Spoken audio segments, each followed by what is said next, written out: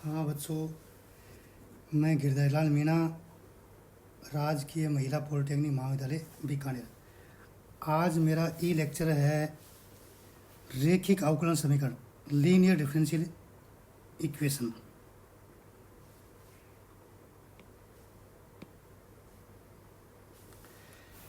Linear differential equation होता क्या है?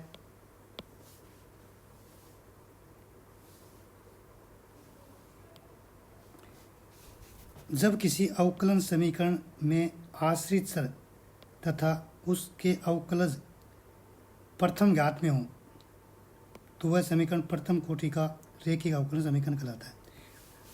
जबकि जब आश्रित चर क्या हुआ? y x स्वतंत्र चर है और y क्या? आश्रित चर। तो y का अवकलज है ना, वो क्या? प्रथम कोटि का हो, उसको क्या कहते हैं? रेखिक अवकलन समीकरण। इनका मानक रूप होता है dy dx plus P Y is equal to q. ये इसकी क्या है? स्टैंडर्ड फॉर्म है, ये याद होनी चाहिए। रेखिक अवकलन समीकरण में ये इंपॉर्टेंट है, ये आपको रटी होनी चाहिए। dy dx plus P Y is equal to q, जहाँ पी क्यू या तो x के फलन है या इस तरह का। ये ध्यान रखें, पी और क्यू क्या है? x के फलन। इसी से ये आपके याद होगी तो ही पता चलेगा आपको कि लीनियर डिफरेंशियल इक्वेशन है या नहीं है। आपका क्वेश्चन जो भी आता है एग्जाम में, अवकलन में से अक्सर एक रेखिक अवकलन समीकरण में से ही आता है। ज़्यादातर क्वेश्चन आपको इसी से मिलेंगे, तो इसको याद रखिए अच्छी तरह से।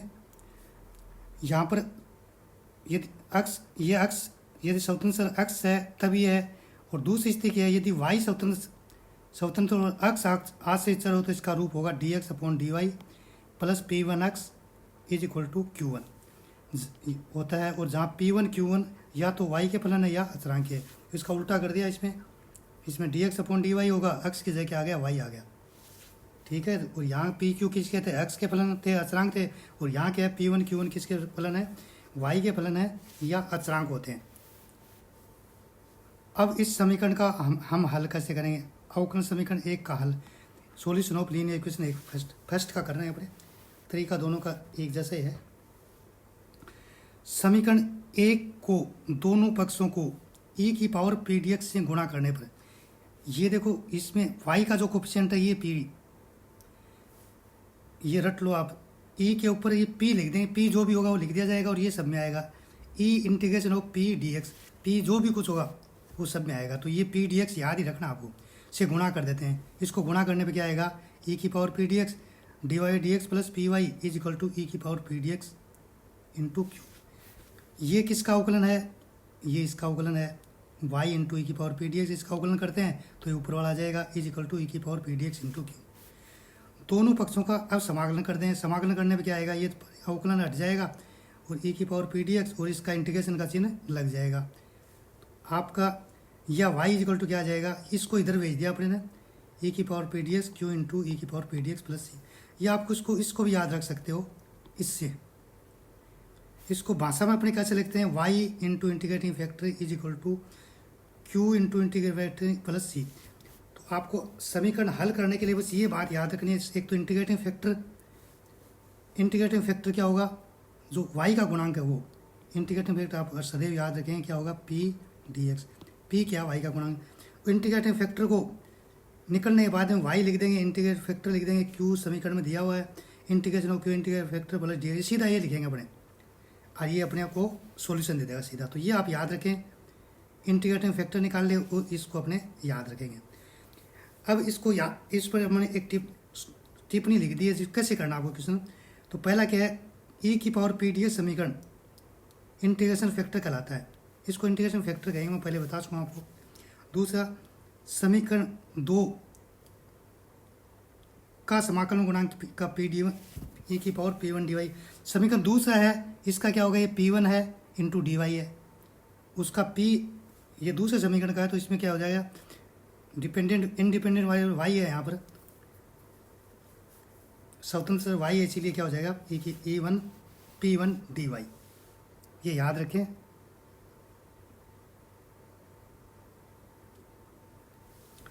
तीसरा क्या है? याद रखिए क्या रखना है?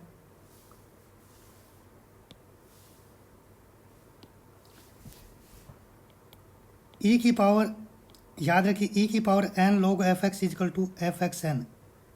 क्या इसमें क्या हो, कैसे कर दिए, इसको आप ऐसे याद रख सकते हो, ई की पावर एन को अपने आगे भेज देते हैं, एफ एक्स की पावर एन। आप ई से कैंसिल मान सकते हो, क्या मान सकते हो, ई से कैंसिल हो जाएगा तो एफ एक्स की पावर क्या हो जाएगा, एन। ऐसे इसको याद रख सकते हो।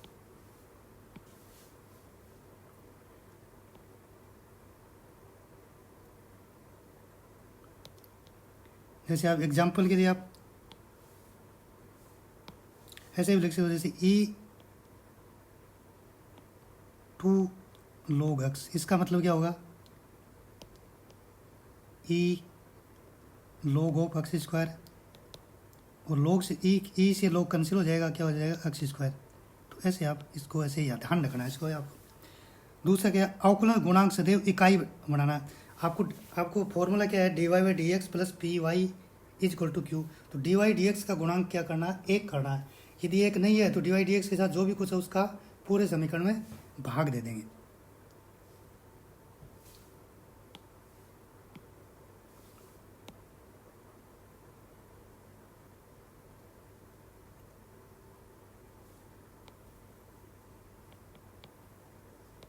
अब अपने क्वेश्चन लेते हैं, एग्जाम्पल लेते हैं, सोल कोस स्क्वायर वाई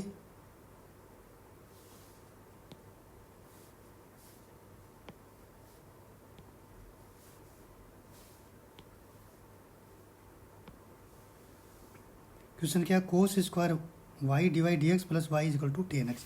तो सबसे पहले तो अपने ये देखें, डी वाई डी एक्स का कोफिशिएंट एक होना चाहिए, यहाँ पर नहीं है क्योंकि डी वाई डी एक्स के साथ क्या लिखा हो, कोस स्क्वायर, इसीलिए कोस स्क्वायर का पूरे समीकरण में भाग देंगे। दी गई समीकरण मानक रूप में रखते हुए डी वाई डी एक्स गुणांक को इकाई बनाने हेतु समीकरण के सर्वत्र इसी गुणांक का भाग देने पर सब से भाग देना है, तो क्या आ जाएगा, d Y D x plus one cos square y is equal to ten x upon cos square x. आगे लिखते हैं, या d Y D x plus cos sec square y is equal to sec square x tan x. अब ये standard में आ गया, इसमें standard equation क्या है, linear d Y D x plus P Y is equal to q. इससे इसकी तुलना कर लेंगे, तो यहाँ पर पी वाई का गुणांक कहता है पी, तो पी यहाँ पर सेक स्क्वायर एक्स, क्यू बराबर क्या है, sec square x tan x, ऐसे लिख दिया। अब इंटीग्रेटिंग फैक्टर का फॉर्मूला क्या था, ई की पावर पी डी एक्स, ये याद रखना आपको। पी का मान रख दिया sec square x d x, sec square x का इंटीग्रेशन टेन एक्स होता है, तो ये लिख दिया, ये इंटीग्रेशन फैक्टर होगा। अब फॉर्मूला क्या था, हल क्या होगा, वाई इंटू इंटीग्रेटिंग फैक्टर, सूत्र में बताया आपको, बराबर इंटीग्रेटिंग फैक्टर का नहीं, इंटीग्रेशन का चिन्ह integrating factor into q. Q क्या है, क्यू है आपका sec square x tan x d x. अब इसको अपने इंटीग्रेशन करेंगे, इसका इंटीग्रेशन करेंगे, इधर तो कुछ करना ही नहीं है, तो क्या करें, पुट टेन एक्स बराबर t sec square x d x is equal to g t. तो आपके पास एक टेन एक्स बराबर टी रख दिया, ए की पावर टी, वो sec square d x is equal to d t लिख दिया, वो टेन एक्स बराबर टी। अब इसको इंटीग्रेशन में पार्ट कर लेंगे, एक को फर्स्ट ले लेंगे, एक को सेकंड ले लेंगे। इसको first into integration second minus इसका इंटीग्रेशन और टी का अवकलन, ये हो गया। अब आगे इंटीग्रेशन करेंगे, टी ई की पावर टी माइनस ई की power T equal to plus C, E की पावर टी कॉमन लिया, टी माइनस वन। अब वापस टी का मान वापस रख दें हम, टी बराबर क्या रखा था, टेन एक्स, तो वाई इजिकल टू ई की power tan x is equal to ten x minus one plus है। अब इस टर्म क्या हो जाएगा, टेन एक्स ई की पावर टेन एक्स को इससे मल्टीप्लाई कर दिया, तो ई भाग दे दिया, तो e y is equal to ten x minus one, और सी टेन एक्स इधर आ जाएगा, इधर ये माइनस में आ जाएगा, ये ध्यान रखें।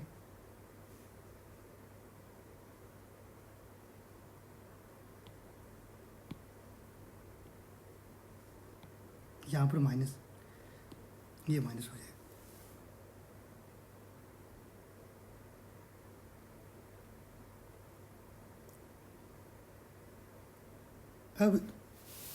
अब लेते हैं ऐसे समीकरण है, तो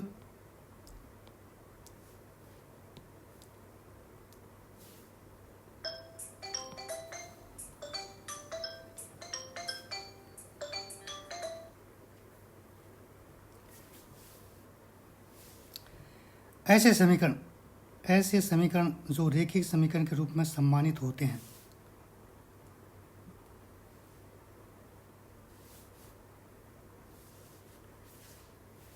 equation reducible to linear equation, इस समीकरण को क्या बोलते हैं? बर्नौली इक्वेशन बोलते हैं, पहले बर्नौली इक्वेशन भी बोलते हैं। dy/dx plus P Y is equal to Q into y की पावर एन। इसमें क्या फर्क है? वाई की पावर एन, इसका फर्क है, बाकी वो पहले वाला जैसा ही है। तो इस रूप को समीकरण को अपने क्या करेंगे? रेखिक अवकलन समीकरण में चेंज करेंगे।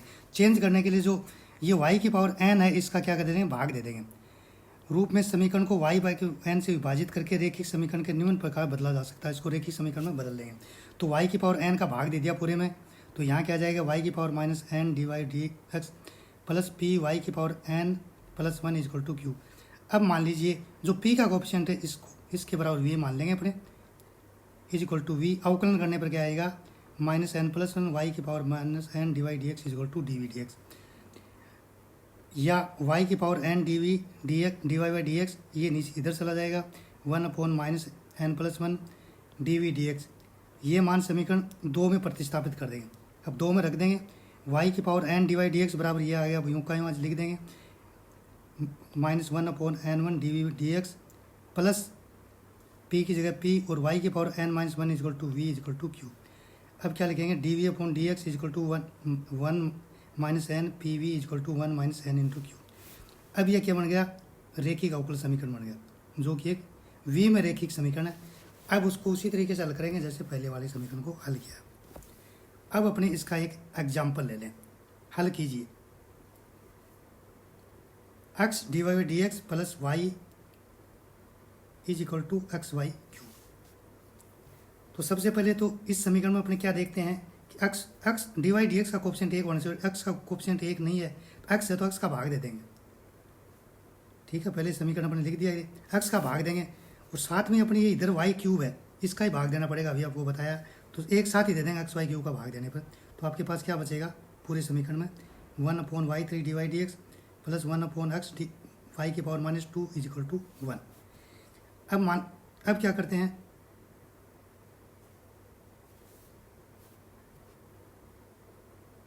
y की पावर माइनस 2, जो ये इसका कोएफिशिएंट होता है उसको उसके बराबर क्या मान लेंगे? v मान लेंगे।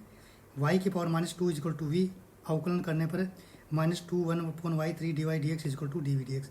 ये मान समीकरण 1 by y 3 d v upon y D x is equal to 1 minus 1 by 2 d v upon d x. अब ये मान समीकरण अपने किस में रख देंगे? दिए गए समीकरण में रख देंगे।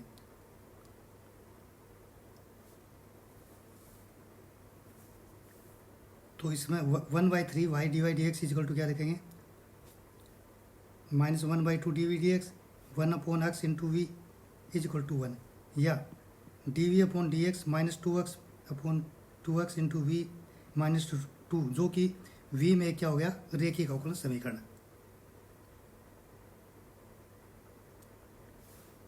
अतः इंटीग्रेटिंग फैक्टर क्या? इसका इंटीग्रेटिंग फैक्टर क्या होगा? v का कोएफिशिएंट क्या है?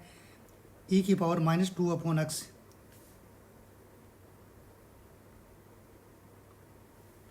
इंटीग्रेटिंग फैक्टर क्या है? e की power minus 2 upon x into D x. 2 upon minus 2 बाहर ले लें, 1 अपॉन एक्स का इंटीग्रेशन log x होता है, तो e की power minus 2 log x, minus 2 को इधर ले गए, e की power minus log x square, log से log कैंसिल मान लो हो जाता है, x की पावर माइनस 2, इसको लिख देते हैं 1 अपॉन एक्स स्क्वायर। अब उसका सॉल्यूशन का फॉर्मूला क्या होता है? v into integrating factor q into D x.